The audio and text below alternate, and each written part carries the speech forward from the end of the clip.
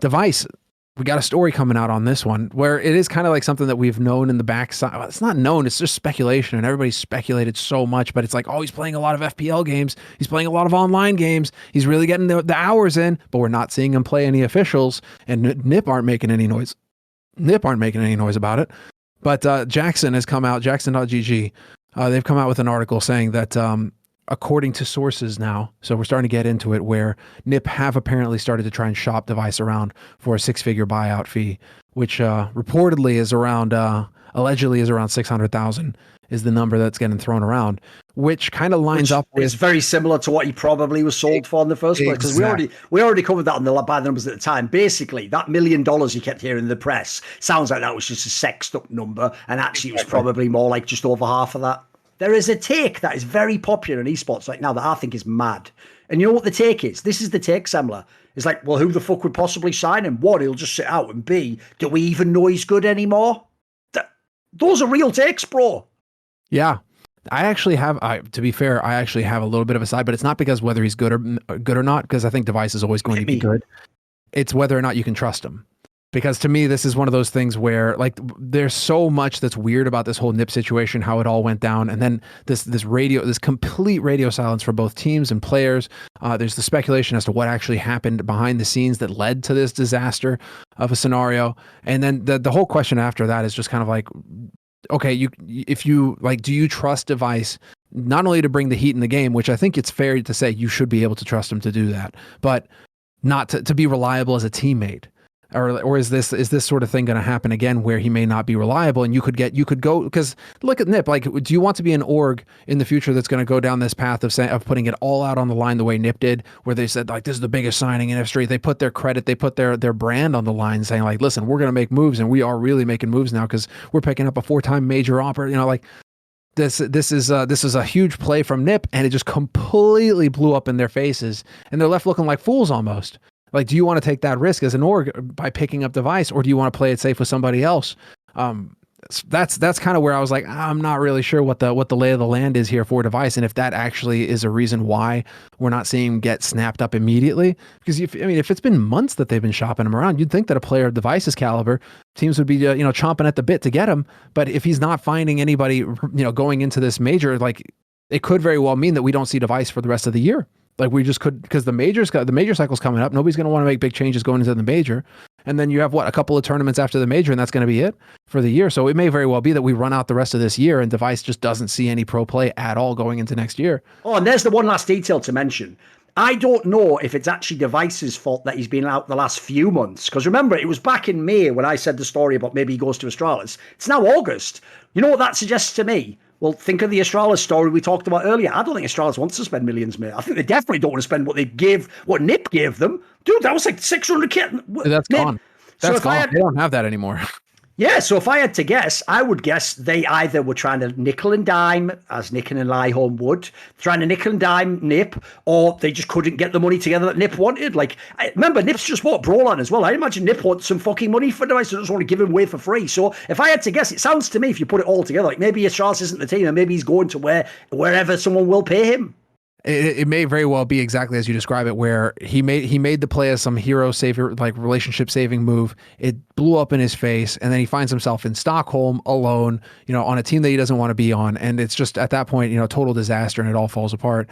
And then maybe by that point, it's like Nipper's they've already moved on. They've got a roster. Hampus keeps coming out in interviews saying, like, hey, listen, we're happy with this roster. We want to make it work. And all of a sudden, there's just no room for him to get back onto onto the main roster anymore. And you got to think about how to move him around.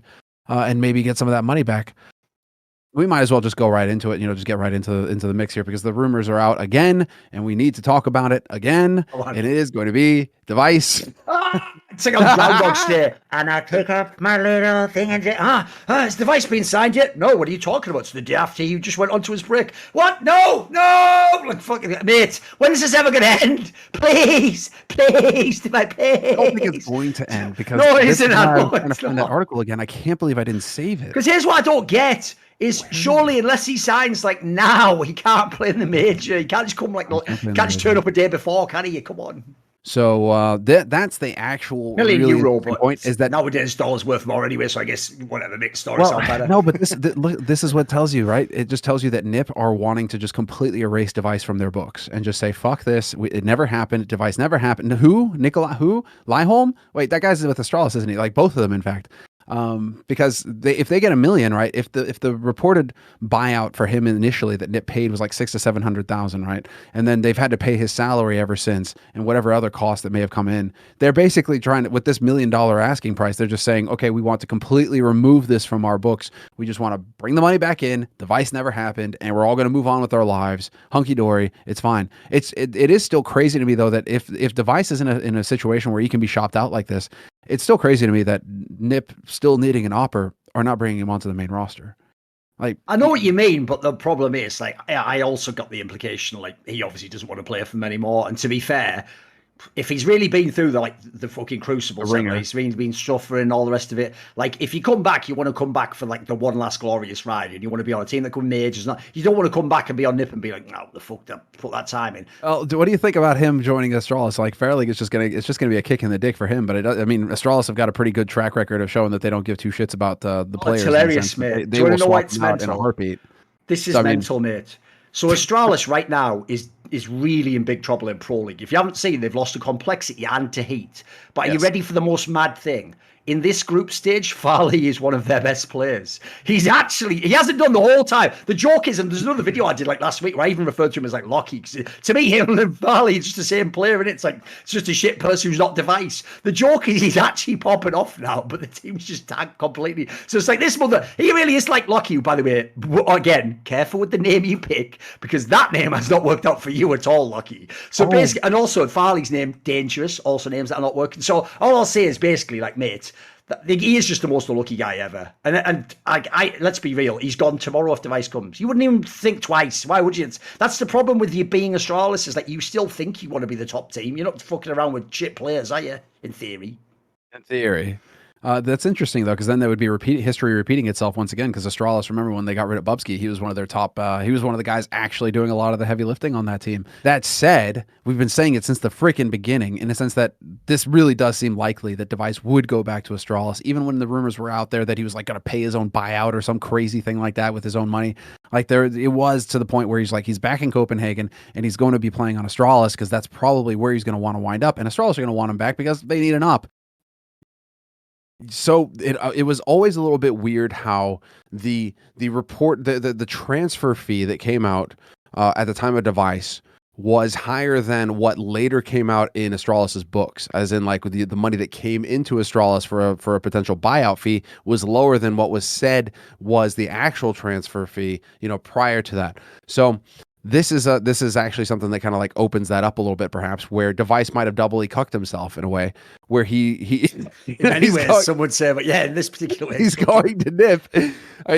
He couldn't see the future, obviously, but he's going to NIP, and supposedly he gives up around 130k euros worth of back pay and sticker fee and whatever other money that Astralis might have owed him at the time before he went to NIP in order to sweeten the deal, in order to get things moving a bit faster. He left that behind in Astralis. And so that's where you may have it all kind of bouncing out, where it's like, oh, the transfer fee from NIP was actually lower in the books because, well, they're making it up to the other supposed fee. They're making it up with Device out of Device's own pocket.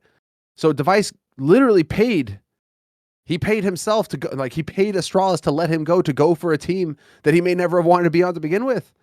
Absolute madness. Just the craziest turn of events. Like, what was your take on this one? The reason why it's mad is this, because it was set up like as usual, because it's bad enough what Astralis is like with PR and what they get their players to say. Then you have NIP, and then you have NIP and Astralis.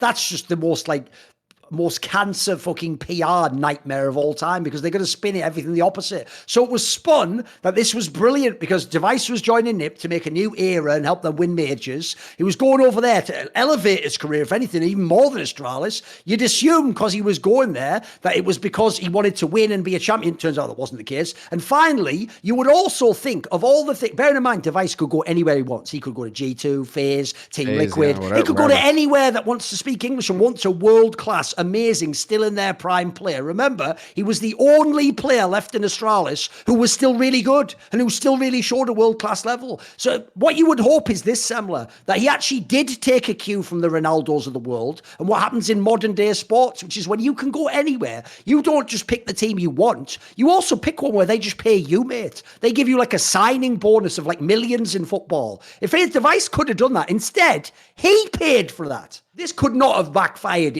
any more as a deal at this point in time. Remember, it's not even that he just went there, paid the buyout, got to a worse team. They didn't have a proper IGL. They ended up having a scenario where they got Essetag in, so then they don't speak fully fluent Swedish. Then they don't do the results they want, and they don't go top 4 at the major and all the rest of it. It's worse than that. Then it gets parlayed into, because of the stress of all this, and then certain other things going on in his life, he then has like almost a year off the game. By the way, here's what that's resulted in. He lost his record of qualifying for majors. He didn't get to be a top 10 player like in HLTV like he had. He has to give it up again for another year. Right? These are records, by the way, dev1ce could have owned forever.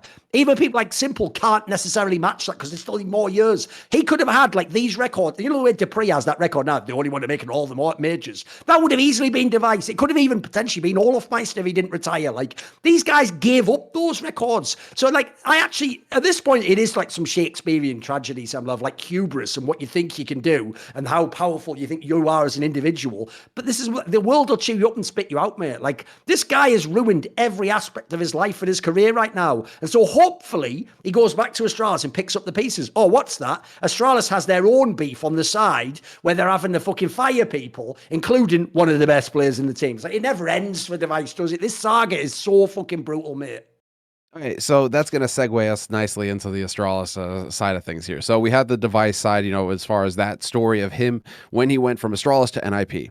Now, reportedly, he's trying to get back onto this Astralis side of things, where it was reported that there was an agreement in terms of buyout fee, and now they're just trying to haggle over the details. But it's not signed yet. It's not official yet. The dev1ce is on Astralis. That's not been sealed. Well, I mean, I guess we should just get into the dev1ce news. We should just talk about Astralis, dev1ce, get after it. That's the best part, isn't it? Because think about how hilarious that is. Everyone was already saying, do you remember on past episodes, we were all thinking, right, even if like dev1ce just replaces Farley, and you've obviously still got Config, and you've got Blame F, and you've got Zipnix and Glaive, but then it's Zipnix, isn't it? Well, no, the best thing is, because of the stupid Config drama, now there's not even Config, and it actually just sucks all the... I know everyone was really hyped today, but actually I can't get... Listen, I'm hyped that dev1ce is going to play CS again. That's cool for me. Yes. I'm even hyped maybe that he's going to play with Glaive. That's a cool angle. They could help build their careers back up together. The actual premise for the team, though, bear in mind, they're not in the major, they're not in Blast, and they've just got this flawed team.